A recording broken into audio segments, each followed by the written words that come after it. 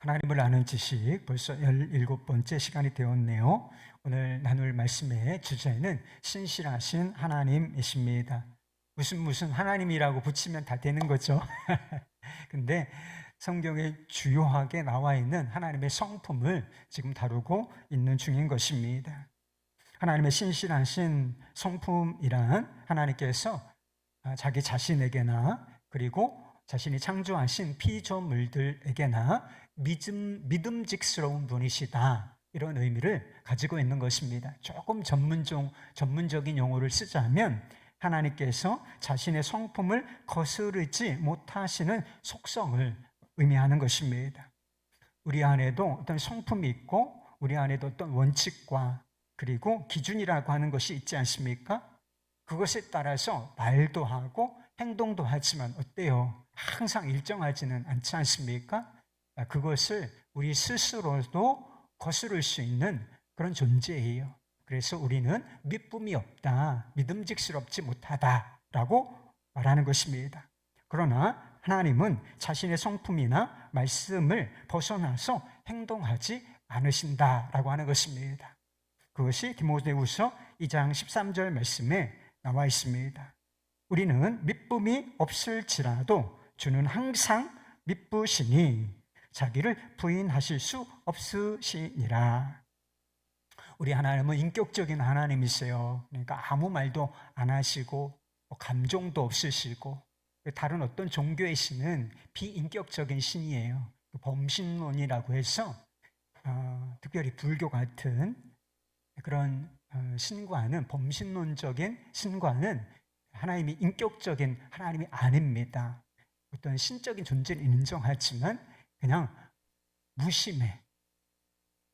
모든 것 안에 그냥 신성이 존재하지만 하나님 인격적인 존재는 아니라 하는 것인데, 우리가 믿는 하나님은 완전히 딴판이라는 것이죠. 인격을 가지고 계시고 지정의, 지식과 감정과 의지를 가지고 계시며 말씀하시는 하나님이시고, 그리고 자기 백성과 약속하시는 언약의 하나님이신 것입니다.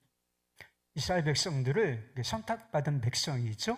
다른 말로 무엇이라고 부르느냐 하면 언약 백성이라고 부릅니다. 그리고 성소, 특별히 지성소에 하나님의 임재를 상징하는 하나님이 여기 계시다라고 하는 의미를 가지고 있는 물건 하나가 있어요. 그것을 법궤, 증거궤라고도 부르는데 다른 말로 뭐라고 부르는 줄 아십니까? 언약궤라고도 부르는 것입니다. 그리고 율법의 말씀, 하나님께서 주신 율법의 말씀은, 율법은 대단히 폭이 넓은 거예요. 십계명 말씀을 의미하는 것이 아니라 십계명이 가장 율법의 근간이 되는 것은 맞지만 이 성경 전체를 그냥 율법의 말씀이다, 이렇게 표현해도 과언이 아닌 것입니다. 그런데 이 율법을 다른 식으로도 표현하는데 그것을 바로 언약의 말씀이라고도 표현하는 것입니다. 그리고 하나님께서 자신이 언약을 맺으신 그 백성들을 사랑하시는데 그 사랑을 뭐라고 표현하느냐? 헤세드라고 말하는 것입니다. 우리가 성경 말씀을 강의할 룻기나 또 간혹 다른 말씀 우리가 묵상할 때 이 하나님의 성품을 이야기할 때 헤세드라고 하는 단어를 제가 설명을 여러 차례 드린 적이 있습니다. 이 헤세드, 이 사랑이라는 뜻인데 하나님의 선하심이라고 하는 의미도 들어가 있고, 이게 무엇을 정확하게 말하느냐 하면 언약적 사랑을 말하는 거예요. 사랑은 사랑인데 전제되어 있는 것이 바로 언약이라고 하는 것입니다.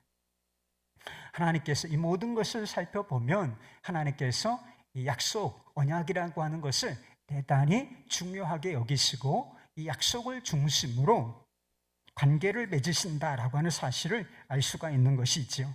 그런데 하나님께서 신실하시다는 것은 이 약속을 아주 충실하게 지켜나가신다라고 하는 것을 의미하는 것입니다.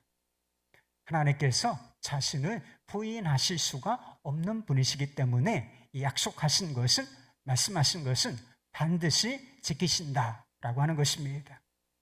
하나님께서 자신을 부인하지 못하시며 신실하신 것은 다른 몇 가지 성품과도 관련이 있어요. 이미 이 하나님을 아는 지식을 나눌 때 이 성품을 나눈 것이 있는데 그 몇 가지 성품과 다 관련이 있는 것입니다. 첫째는 하나님의 불변성과 관련이 있어요. 우리가 어떤 사람을 신뢰하지 못합니다. 그 중대한 이유 중에 하나가 무엇 때문이냐면 사람이 변덕스러운 존재이기 때문이라고 하는 것입니다. 그래서 이랬다 저랬다 상황에 따라서 태도를 바꾸기 때문에 그 사람을 온전히 신뢰하기는 어려운 것이지요. 그러나 하나님은 변덕스러움과 아무 관련이 없다라고 하는 것입니다. 하나님은 자신의 존재와 성품과 목적과 계획, 그리고 마지막으로 약속에 있어서 변하지 않으신다. 이것이 바로 불변성이라고 하는 것의 정의인 것입니다. 자신이 약속하신 것에 대해서 변하지 않으시는 성품에서 나오는 것이 바로 하나님의 신실하신 성품이라는 것입니다. 약속에 있어서 변한다고 생각해 보세요. 하나님께서 변덕스러우셔. 그러면 약속이 지켜지지 않을지 예측하기가 어렵죠. 그러나 우리 하나님은 얼마든지 예측 가능하신 분이시다. 약속하신 것은 반드시 이루시는데 하나님께서 변덕스럽지 아니하시고 항상 불변하시는 성품을 가진 존재이시기 때문에 그렇다는 것입니다. 두 번째, 하나님께서 신실하신다라고 하는 것은 하나님의 진실하심과도 대단히 깊은 관련이 있는 것입니다. 우리는 믿음이 없을지라도 이게 성경이 우리에 관해서 정의하고 있는 거예요. 믿부다, 믿음직스럽다라고 하는 뜻인데 우리는 믿음직스럽지를 못하다라고 표현하고 있는 것이죠. 여러분, 인간은 믿을 만한 존재가 못 되는 것입니다. 항상 우리가 이런 사실을 경험하고 살지 않아요? 사람을 기대하면 또 실망하고 배신당하고 이런 일이 있잖아요. 그런데 사실은 나도 다른 사람에게 그런 줄을 모르죠? 내가 다른 사람한테 상처받고 배신당하고 실망하고 그런 것처럼 우리 자신도 다른 사람은 믿부지 않은데 나는 믿어요, 여러분? 인간 자체가 믿음이 없다니까요. 믿음직스럽지 못하기 때문에 나 역시 다른 사람들에게 실망과 상처를 안겨주었을 것은 분명하다라고 하는 것입니다. 인간이 신실하지 않은 것은 우리 안에 거짓과 위선이 있기 때문인 것입니다. 우리가 물건을 사고 팔거나 또는 부동산을 사고 팔 때 계약서라고 하는 것을 쓰지요. 계약서를 쓰고도 2중, 3중으로 안전장치를 만들어 놓습니다. 집을 살 때 간단한 물건이야 현장에서 돈을 지불하고 이렇게 계약 관계를 종료시키지만 아주 이제 덩치가 큰 것들, 비용이 많이 드는 것들은 어떤 장치를 하느냐 하면 처음에 계약을 할 때 계약금을 주죠. 그 다음에 뭐가 있어요? 중도금이라는 것을 내게 만듭니다.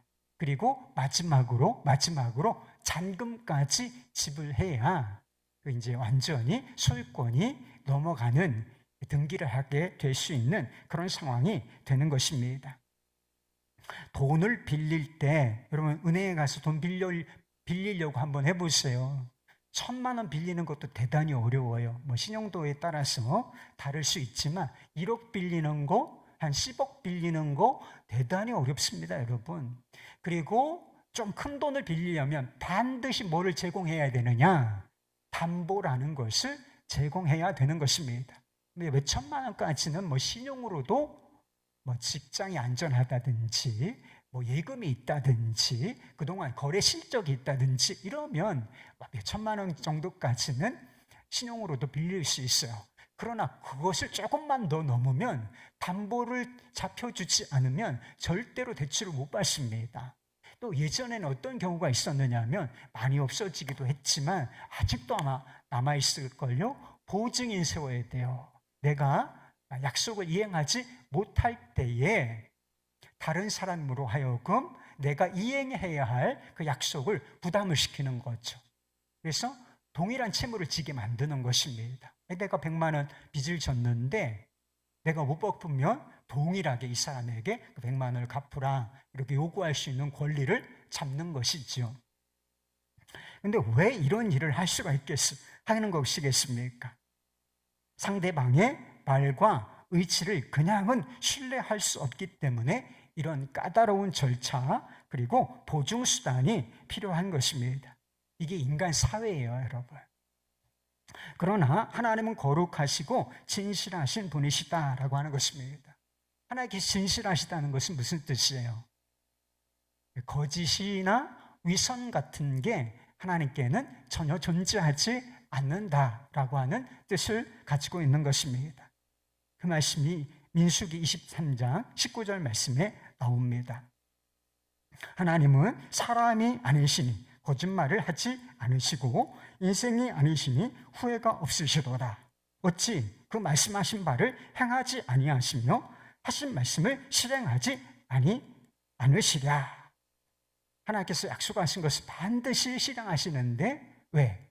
하나님은 인간처럼 믿음이 없는 그런 존재가 아니라 하나님은 거짓말을 하지 않으시는 진실한 분이시기 때문에 약속은 반드시 보증된다, 이행된다 라고 말씀하고 있는 것입니다. 히브리서 6장 18절 말씀에 보면 더 적극적인 표현이 나와요. 아예 하나님은 거짓말을 못 하신다는 거예요. 여러분, 우리는 거짓말을 얼마나 잘해요. 그렇죠? 거짓말 좀 하지 말라니까요. 사소한 거짓말 그것도 하지 마요, 여러분. 습관이에요. 사소한 거짓말 허용하지 않습니까? 뭐 이 정도야 괜찮지. 절대로 안 돼요. 그게 큰 거짓말을 열어놓는 것입니다. 그리고 정말 이 거짓과 위선 가운데 살아가도록 만드는 입구가 돼요. 그러니까 사소한 거짓말도 하지 않겠다고 결정을 해야 하는 것입니다. 근데 우리는 거짓말 너무나 잘하죠. 자유롭게 하고 얼굴 표정 하나 안 변하고서 이렇게 할 수가 있어요. 근데 우리 하나님께서는 거짓말을 하지 않으실 뿐만 아니라 아예 거짓말을 못 하신다라고 하는 것입니다. 진실하신 하나님의 성품, 거룩하신 하나님의 성품을 스스로 부인하시는 일 같은 것은 하실 수가 없다는 거예요. 그렇기 때문에 하나님께서 말씀하시면, 약속하시면 그것이 바로 진리가 되는 것입니다. 그것은 진짜예요. 거짓이 전혀 포함되어 있지 않은 완전한 진실이고, 그리고 그 말씀은 반드시 이루어질 말씀이라고 하는 것입니다. 세 번째로 하나님의 신실하심은 하나님의 능력, 전능하심과도 관계가 있는 것입니다. 인간관계 속에서 약속이 지켜지지 않는 경우를 한번 생각해 보세요. 신실하지 않기 때문에 우리 안에 거짓과 위선이 있기 때문에 그런 것이죠. 그런데 그런 경우가 아니라더라도 약속이 지켜지지 않는, 약속이 부도나는 경우가 얼마든지 있을 수 있다. 그 중에 한 이유가 약속은 지키고 싶지만 그것을 지킬 능력이 없을 때 그 약속이 지켜지지 못하는 것이죠. 내가 돈을 주기로 했어요. 돈을 빌렸는데 돈을 갚아야 돼. 기한이 왔어요. 나는 돌려주고 싶어요. 그런데 나한테 재정적인 능력이 없어요. 그럼 어떻게 되는 거예요? 그 약속이 지켜지지 못하는 것이죠. 그것이 당좌 예금과 관련이 있으면 부도가 되는 거예요. 약속이 부도가 나는 것입니다. 그러나 하나님은 진실하실 뿐만 아니라 전능하신 분이시기 때문에 하나님이 말씀하시고 약속하신 것은 반드시 이루어진다. 모든 약속은 충분히 이루어지고도 남음이 있다. 하나님께 어려운 일은 없기 때문이라고 하는 것입니다. 그렇다면 하나님이 신실하시다라고 하는 것을 어떻게 알 수 있겠습니까? 하나님의 신실하심은 인간의 오랜 역사가 증명해주고 있습니다. 하나님께서 말씀하시고 그리고 그 약속을 지키셨다면 지켜오셨다면 그것이 역사 가운데에도 인간의 삶 가운데도 드러나야 마땅한 것이 아니겠습니까? 위치적으로 분명히 그래요. 근데 실제적으로 그렇게 하나님의 신실하심이 인간의 역사, 특별히 하나님께서 택하신 언약 백성들에게 나타나 있다라고 하는 것을 알 수가 있습니다. 세상이 죄악으로 충만한 것을 보시고 하나님께서 더 이상은 안 되겠다 이렇게 생각하시고 홍수로 세상을 심판하신 적이 있습니다. 그리고 심판하신 이후에 남아있는 인간들에게, 구원받은 인간들에게 하나님께서 한 가지 약속의 말씀을 주셨어요. 그것이 창세기 8장 22절의 말씀입니다. 땅이 있을 동안에는 심음과 거둠과 추위와 더위와 여름과 겨울과 낮과 밤이 쉬지 아니하리라. 이 홍수 심판은 창조의 원형, 창조 때의 이 지구, 우주의 상태, 이것에 엄청난 변화를 가져왔어요.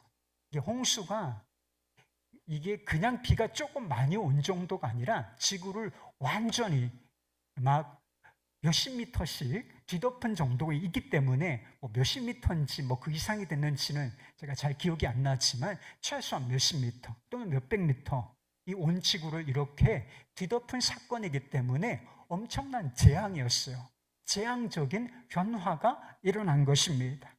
그러나 그 이후로는 그런 재앙적 변화, 기후 변화가 없을 것이다 라고 하는 말씀인 것입니다.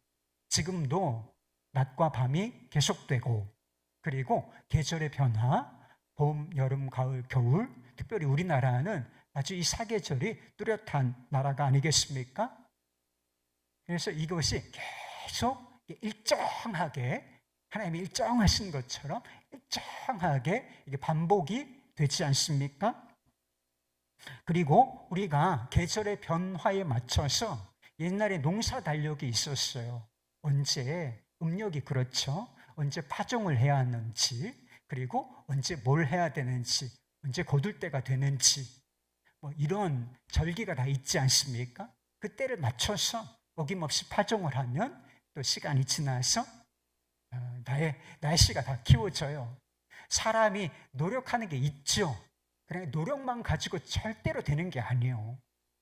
이 날씨가 키워내는 거예요. 결국은 날씨가 이렇게 키워내고 열매를 맺게 하는데 밤낮이 계속되고 계절의 변화가 있고 심으면 또 곡식이 익어서 거둘 수가 있고 이게 자연현상이 아니라는 거예요. 스스로 그러려니 스스로 지가 그런가 보다 이게 자연이거든요.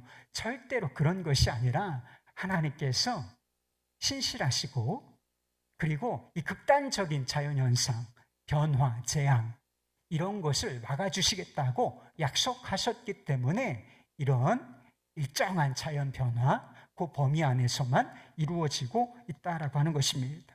앞으로도 이 약속은 신실하게 지켜질 것입니다. 최후 심판이라고 하는 것이 예정되어 있긴 하지만 거기에도 자연 재앙이 포함되어 있는 것 같아요. 말씀을 보면. 그러나 이 홍수처럼 대재앙 그런 것은 없을 것이다 라고 하는 것을 이 말씀을 미루어 보아서는 알 수가 있는 것입니다.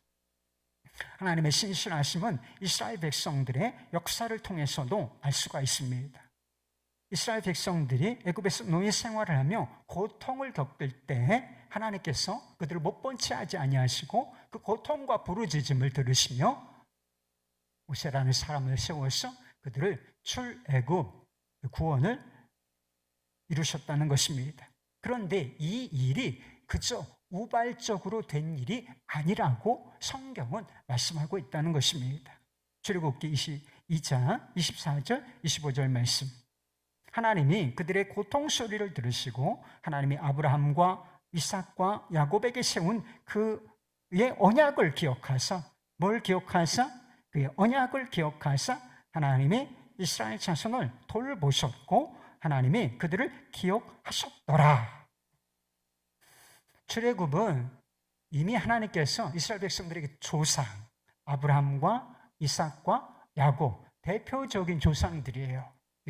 시초가 이제 아브라함부터 시작이 되는 것이 있죠. 하나님께서 그들에게 하신 약속이 있는데 하나님께서 그들의 후손을 돌보시겠다는 약속을 지키신 결과 이것이 바로 출애굽, 구원 사건이었다라고 하는 것입니다. 이스라엘 백성들은 하나님께 대하여 신실하지 않았습니다. 약속을 맺었어요.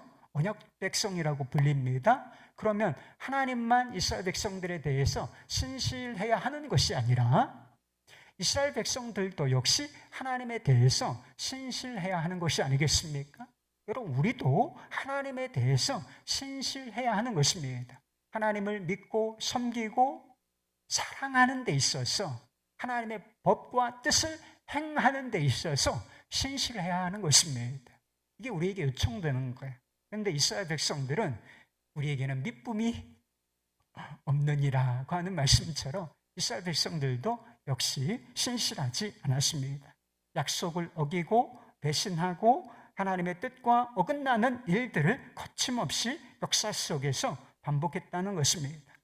하나님께서 약속을 배반한 자들을 징계하시고 심판하셨지만 그들을 아주 버리지는 않으셨다는 것입니다.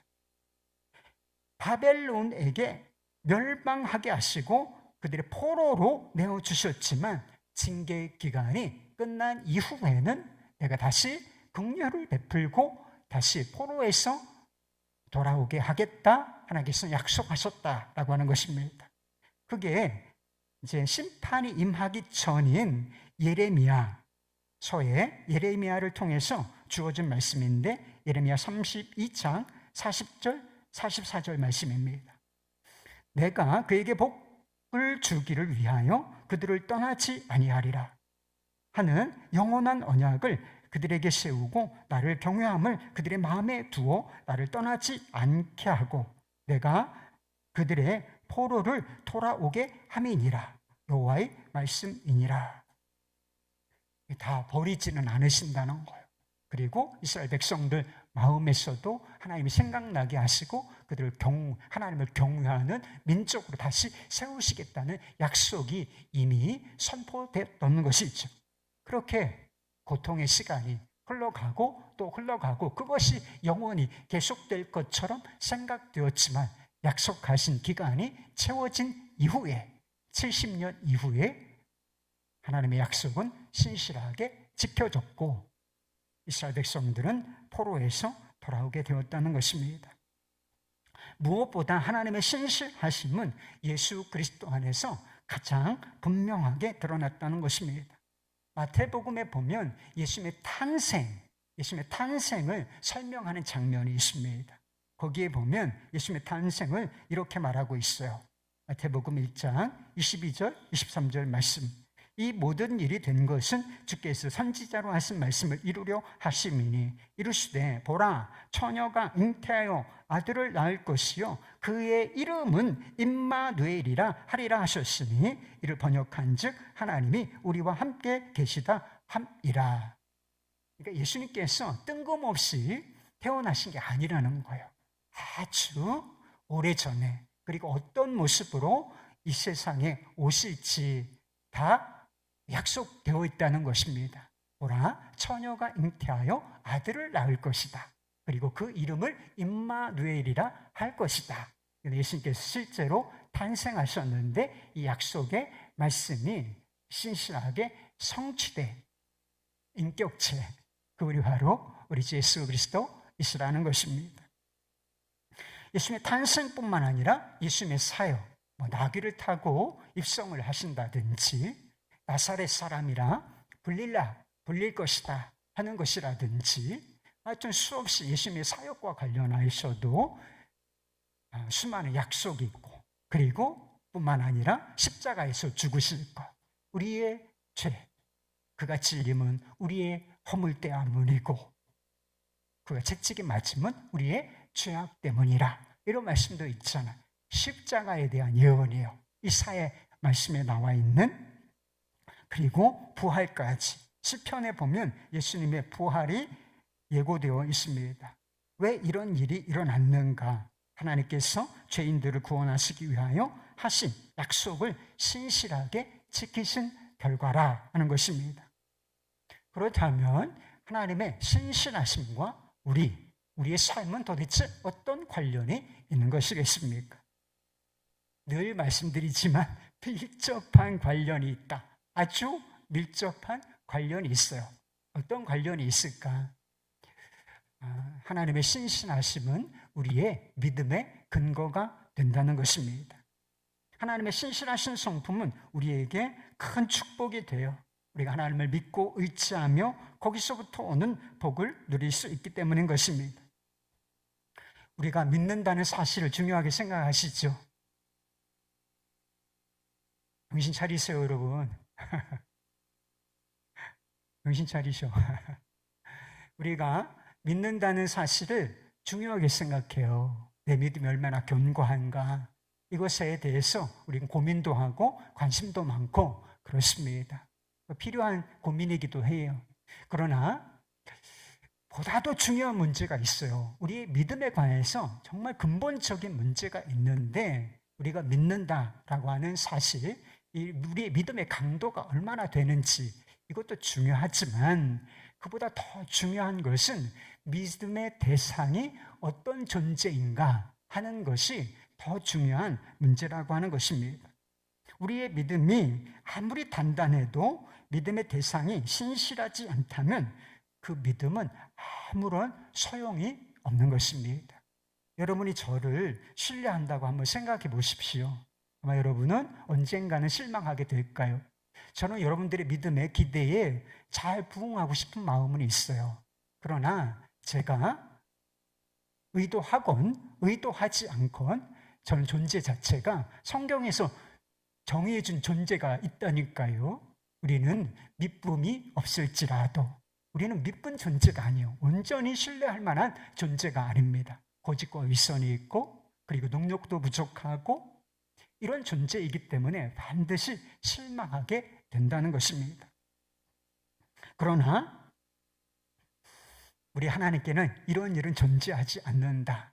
우리 하나님은 언제나 믿음직스럽고 우리가 흔들리는 믿음을 가지고 있고 연약한 믿음을 가지고 있다 할지라도 그 믿음, 연약하고 흔들리는 믿음조차 가치가 있는 것은 우리 하나님께서 신실하신 분이시기 때문이라고 하는 것입니다. 우리가 구원을 받는 데는 반드시 믿음이 필요해요. 여러분, 믿음이 필요합니다. 믿음이 없으면 구원받지 못해요. 그러나 우리가 구원을 받는 것은 우리의 믿음이 견고하고 좋기 때문이 아닌 것입니다. 우리의 구원이 확실하고 우리가 구원에 대한 확신을 가질 수 있는 이유도 하나님께서 신실하신 분이시기 때문인 것입니다. 약속하신 것을 끝까지 이루어내시는 분이시기 때문이라는 것입니다. 오늘 본문 데살로니가전서 5장 24절 말씀은 그리스도인들의 완전한 구원과 관련이 있는 말씀입니다. 우리가 완전한 구원을 얻기까지 얼마나 많은 과정을 겪어야 하고 더구나 우리의 믿음을 무너뜨리는 시험과 도전이 중간에 얼마나 많이 있겠습니까? 그러나 결국 우리의 온 영과 혼과 몸이 그리스도께서 강림하실 때에 흠없이 보존될 것이다 라고 하는 것입니다. 왜 그렇습니까? 본문 말씀, 너희를 부르시는 이는 미쁘시니 신실하시니 그가 또한 이루시리라. 신실하신 하나님께서 우리 구원에 관해서 약속하신 것이 있는데 마지막까지 우리의 온 영과 혼과 몸이 그리스도께서 강림하실 때에 온전한 상태로 보존이 될 것이다 라고 하는 것입니다. 이 약속을 하나님께서 신실하게 지키실 것이기 때문에 우리의 구원이 안전하다라고 할 수가 있는 것입니다. 우리가 용서의 확신을 가질 수 있는 것도 하나님께서 신실하시기 때문인 것입니다. 여러분, 우리는 용서가 필요한 존재예요. 아직 육체 욕망을 가지고 있으며 실제로 죄를 짓기 때문인 것입니다. 그러나 복음이라는 게 있어요. 복음은 무엇이죠? 복음은 하나님께서 죄를 지은 죄인에게도 여전히 신실하시다라고 하는 것입니다. 우리가 죄를 자백하고 회개하면 신실하신 하나님께서 그 죄를 용서하시고 깨끗하게 하여 주신다는 것입니다. 여러분, 결단코 죄를 가볍게 생각하면 안 됩니다. 죄를 지으면 고통을 당하게 돼 있어요. 대가를 치러야 합니다. 그러나 궁극적인 대가를 치르지 않도록 면제해 주신다는 것, 깨끗이 용서해 주시고 정죄로부터 보호해 주신다는 것입니다. 그래서 다시 죄인으로 정죄받고 지옥으로 떨어지는 일, 이런 일이 존재하지 않도록 막아주신다라고 하는 것입니다. 왜냐하면 하나님께서 완전한 용서를 약속하셨고 죄를 자백하고 회개하는 자들에게 용서를 약속하여 주셨기 때문인 것입니다. 요한일서 1장 9절 말씀, 만일 우리가 우리 죄를 자백하면 그는 미쁘시고 의로우사 우리 죄를 사하시며 우리를 모든 불의에서 깨끗하게 하실 것이요. 여러분은 죄의 용서를 믿으십니까? 완전한 죄의 용서를 믿으십니까? 이것이 믿어져야 정죄감, 죄책감에서 자유로워질 수 있는 것입니다. 회개는 해요. 그러나 하나님이 나를 용서하실까? 내가 이런 죄를 지었는데, 또 반복적인 죄를 지었는데 하나님께서 내 죄를 용서하실까? 이게 쉬운 문제가 아니에요, 여러분. 실제적으로 이게 이 믿음이 흔들려서 되게 괴로운 사람, 시원하게 하나님 앞에서 정말 정결한 하나님의 백성들로 살아가지 못하는 사람들이 너무나 많다는 것입니다. 죄는 가볍지 않아요. 그러나 용서하시는 하나님의 약속을 믿으시길 바라요. 그리고 진실하게 자신의 죄를 돌이키고 회개하시기를 바랍니다. 이런 사람이 죄에서 벗어나 거룩한 길로 나아갈 수 있는 것입니다. 두 번째, 하나님의 신실하심은 예수 그리스도와 하나님의 나라를 우리 삶의 중심에 둘 것을 요청한다는 것입니다. 하나님은 약속의 말씀을 이루시는데 신실하신 분이십니다. 성경에는 많은 약속의 말씀들이 있지만 그 약속은 중구난방이 아니라는 거예요. 그냥 필요할 때 이런 약속 주시고 그때그때 어떤 약속을 주시는 것이 아니라 하나님의 약속에는 분명한 초점과 중심이 있다는 거예요. 그게 뭔지 아십니까? 그게 바로 예수 그리스도이신 것입니다. 예수 그리스도이시고 그분이 이 땅에 가져오신 하나님의 나라, 이것이 바로 하나님께서 우리에게 주신 약속의 초점이라는 것입니다. 창세기부터 요한계시록까지가 다 그 내용이라는 거예요. 예수님께서 이 땅에 오시고 속죄를 이루실 것이고 부활하실 것이고 그리고 그를 통해서 구원의 완성을 이루실 것이다.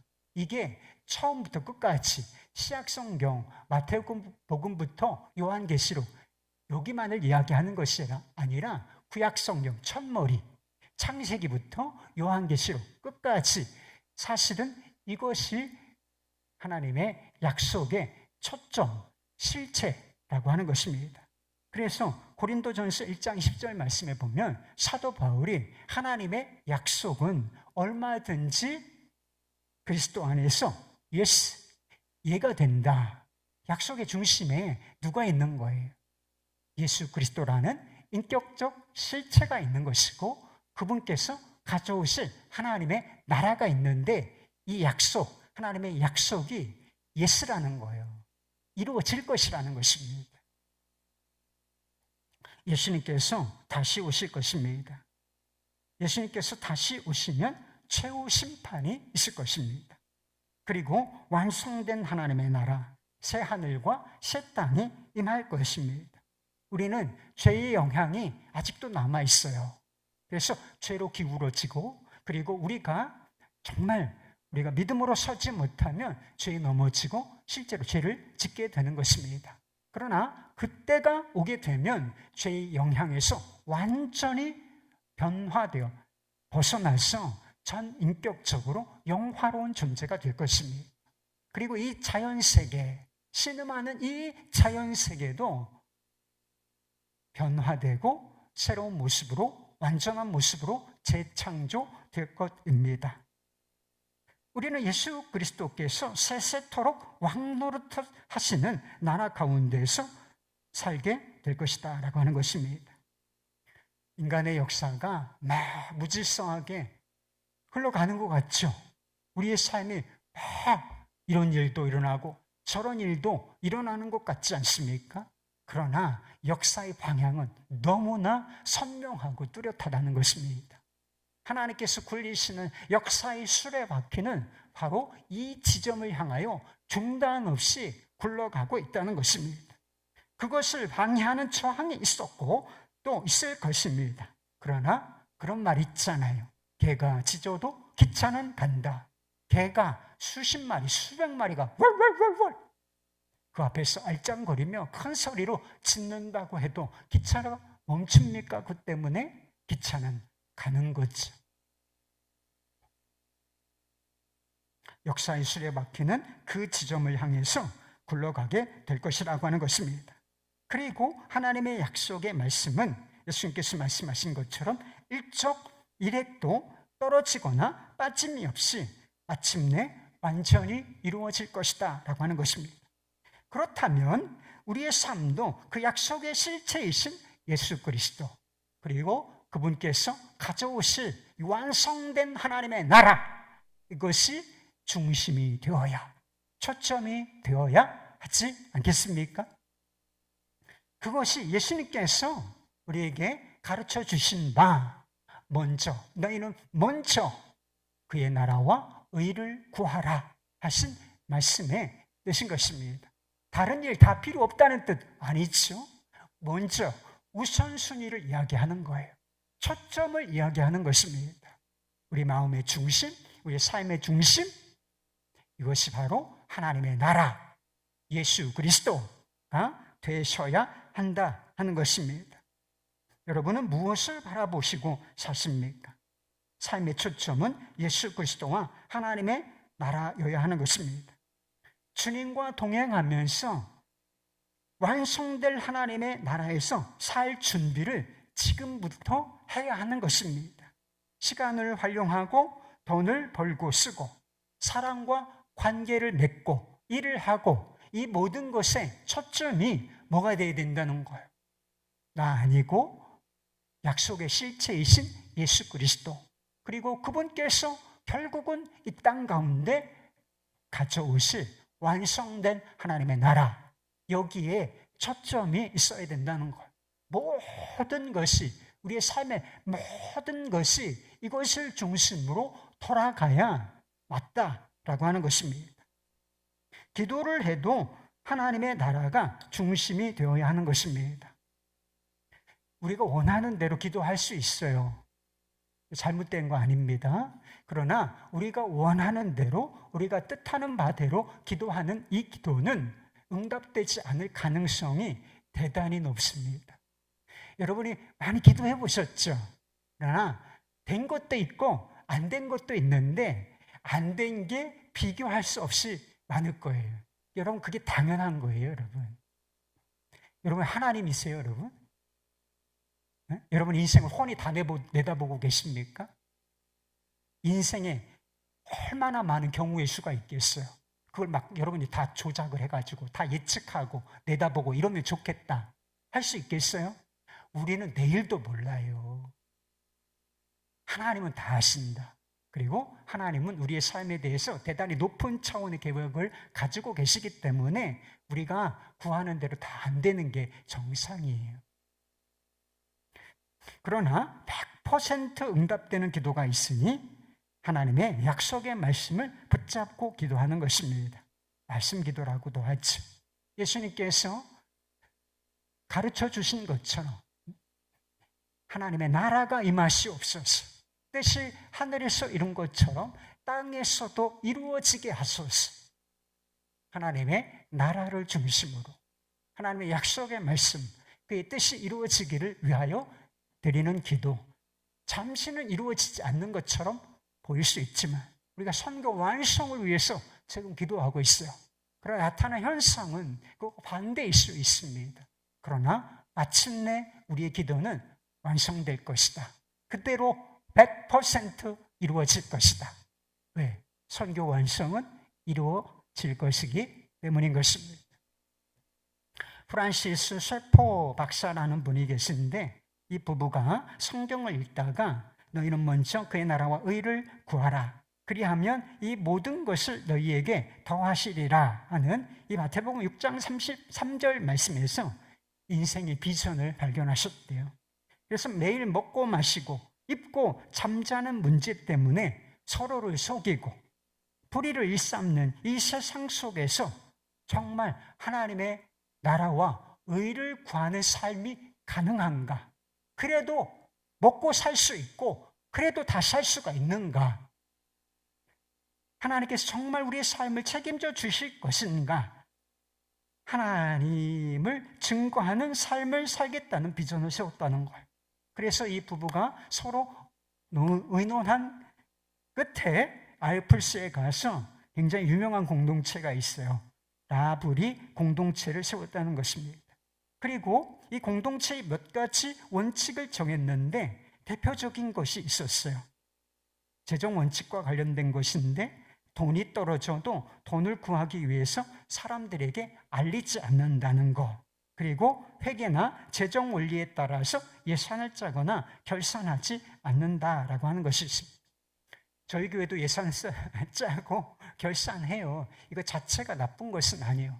그런데 워낙 사람들이 하나님을 안 믿고 자기 뜻대로 살면서 근심하고 그리고 다른 사람 속이고 불의하게 사니까 이건 아니지. 하나님의 나라와 의를, 하나님 나라를 중심으로 해도 얼마든지 살 수 있다. 이것을 세상 가운데 증명해 보이기 위해서 이런 원칙을 세웠고 그리고 하나님께서 신실하게 이들의 믿음에 응답하셨다라고 하는 것입니다. 여러분, 현실은 대단히 중요한 거예요. 현실이 중요하죠. 말씀, 그래요. 근데 현실도 있잖아요. 현실 중요해요. 그러나 현실에만 매여 살면 안 되는 것입니다. 먹고 마시고 쓰고 재정적인 필요, 육신적인 필요, 이거 중요한 것입니다, 여러분. 굉장히 중요한 거예요. 이게 중요한 것이지만 이 필요에만 묶여 살면 절대로 안 된다는 것입니다. 우리 주 예수님을 중심에 모시고 그분이 가져오시는 하나님 나라를 바라보며 살아야 하는 것입니다. 돈을 벌고 돈을 써도 이것을 따라서 해야 하는 것입니다. 부를 축적하는 방식이 아니라 하나님이 원하시는 방식으로 저 하늘의 보화를 쌓는 방식으로 살아야 한다는 것입니다. 필요가 중심이 된 삶이 아니라 필요한 것을 보너스로 덤으로 얻는 삶을 사는 것, 이것이 지혜로운 삶인 것을 믿으실 수 있기를 바랍니다. 하나님 나라를 중심에 두고 주님께서 이렇게 살아라 하신 그 말씀대로 살면 필요를 따라 그것을 중심에 놓고 살지 않아도 하나님께서 책임지신다. 그것을 세상에 보여주시는 삶을 한번 살아보시기를 주님의 이름으로 축복합니다. 세 번째로 하나님의 신실하심은 시험당하는 사람들에게 큰 위로가 되는 것입니다. 세상은 꽃길만 걸으세요. 오늘 누가 저한테 그런 문자를 줬어요. 꽃길만 걸으래. 저는 안 믿어요. 절대로 이런 말은 속지 않습니다. 인생은 꽃길이 아니거든. 여러분, 인생은 어디 꽃길이라고요? 거짓말하지 마요. 제가 살아본 인생은 꽃길이 아니에요. 광야와 같습니다. 실제로 그렇지요. 세상은 광야와 같아서 그리스도인들에게 고난과 시험의 장소입니다. 그런 일을 겪을 때 갈등과 낙심과 절망이 찾아올 수가 있어요. 그러나 고난과 시험을 겪는 사람들을 향해서 주신 약속의 말씀이 있다는 사실도 잊지 말아야 한다는 것입니다. 하나님께서 이 고난과 시험을 완전히 틀어 막아주시겠다 약속하시지는 않았지만 시험 당하는 사람들, 고난 당하는 사람들에게 주신 약속의 말씀이 분명히 있다는 것입니다. 대표적인 거 몇 가지. 고린도전서 10장 13절 말씀. 사람이 감당할 시험 밖에는 너희가 당한 것이 없나니 오직 하나님은 미쁘사 너희가 감당하지 못할 시험 당함을 허락하지 아니하시고 시험 당할 즈음에 또한 피할 길을 내사 너희로 능히 감당하게 하시느니라. 우리의 삶에도 시험은 있을 거예요. 어려운 일 있을 것이다 예상할 수 있어요. 그러나 실제로 그런 일이 우리에게 닥친다 할지라도 하나님은 우리를 돌보시겠다는 것입니다. 사방이 막힌 것 같아도 하나님께서 피할 길을 내시고 하늘 길을 여시고 그리고 그 시험을 결국에 가서는 감당하게 하실 것이다 라고 하는 것입니다. 우리가 어떤 형편에 있든지 우리를 떠나거나 버리지 않으시겠다, 항상 함께 하시겠다 하시는 약속의 말씀도 있습니다. 히브리서 13장 5절 말씀, 그가 친히 말씀하시기를 내가 결코 너희를 버리지 아니하고 너희를 떠나지 아니하리라 하셨느니라. 마태복음 28장 20절 말씀, 볼지어다 내가 세상 끝날까지 너희와 항상 함께 있으리라 하시니라. 하나님께서 왜 이런 약속의 말씀 주신 걸까요? 실제로 시험당하고 또 고난당할 성도들, 그런 일이 있을 수는 있지만 하나님의 전체 아주 큰 계획 속에 그것을 허용하시긴 하셨지만 그때 이 약속의 말씀 붙잡고 통과하고 위로받고 이겨내도록 이 약속의 말씀을 미리 주신 것이란 말이에요. 허드슨 테일러라고 하는 사람을 혹시 아실 것입니다. 당시로서는 아주 어려운 중국 선교를 감당하면서 탈진한 상태가 되었어요. 열심히 노력했지만 이런 뜻대로 되지 않았습니다. 그의 믿음마저도 시험을 받아 갈등하고 흔들리고 있었어요. 그는 그의 누이에게 쓴 편지에서 자신이 얼마나 괴로운 상태에 있는지, 그리고 마침내 그 괴로운 상태에서 어떻게 벗어날 수 있는지 기록한 적이 있어요. 지난 6개월에서 8개월 동안 내 마음은 몹시 괴로웠다. 좀 더 하나님께 가까이 가서 살지 못하는 것에 대한 배은망덕과 위험과 죄의식을 느끼고 기도하고 괴로워하고 금식하고 애쓰고 결심하고 더 열심히 하나님의 말씀을 읽고 더 많은 시간들을 들여 은둔하고 묵상하며 애썼지만 모든 것은 아무 소용이 없었다. 매일 거의 매 시간마다 죄의식이 나를 억눌렀다. 그러자 다음과 같은 의문이 들었다. 이러한 상태에서 정녕 벗어날 수 없단 말인가? 승리 대신에 항상 끊임없는 갈등과 패배로 끝나야만 하는 것인가? 나는 불신 세상에 속한 저주받은 죄라고 생각하면서도 나는 불신을 세상에 속한 저주받은 죄라고 생각하면서도 그 불신의 죄에 빠졌다. 믿음을 구했지만 임하지 않았다. 무엇을 해야만 한다던가. 내 혼의 고뇌가 최고에 도달했을 때 진해하는 메카티로부터 온 편지에 담긴 한 문장이 내 눈에서 비늘을 제거하는 데 쓰였다. 동일한 실패를 체험하였고 나보다 먼저 빛을 보았던 메카티는 다음과 같이 썼다. 그러나 어떻게 믿음을 강하게 할 수 있는가? 그것은 믿음을 구하려고 애쓰는 것이 아니라 신실한 분을 의지하는 것이다. 그 문장을 읽을 때 나는 모든 것을 보았다. 만일 우리가 믿지 아니한다 할지라도 그분께서는 변함없이 신실하시니 나는 예수님을 바라보았고 그분께서 결코 너를 떠나지 아니하리라고 말씀하시는 것을 보았다. 그것을 보았을 때 기쁨이 얼마나 넘쳤던가. 오, 거기에 안식이 있구나라고 나는 생각했다. 그동안 예수님 안에서 안식하기 위해 헛되이 애써왔구나. 이제 결코 더 이상 애쓰지 않겠다. 왜냐하면 그분께서 나와 함께 거하시겠다고 결코 나를 떠나지 않으시고 결코 나를 버리지 않으시겠다고 약속하지 않으셨던가. 사랑하는 아멜리아, 그분은 결코 나를 떠나지 않으실 것이다. 하나님의 약속의 말씀, 내가 결단코 너를 떠나지도 버리지도 아니할 것이다.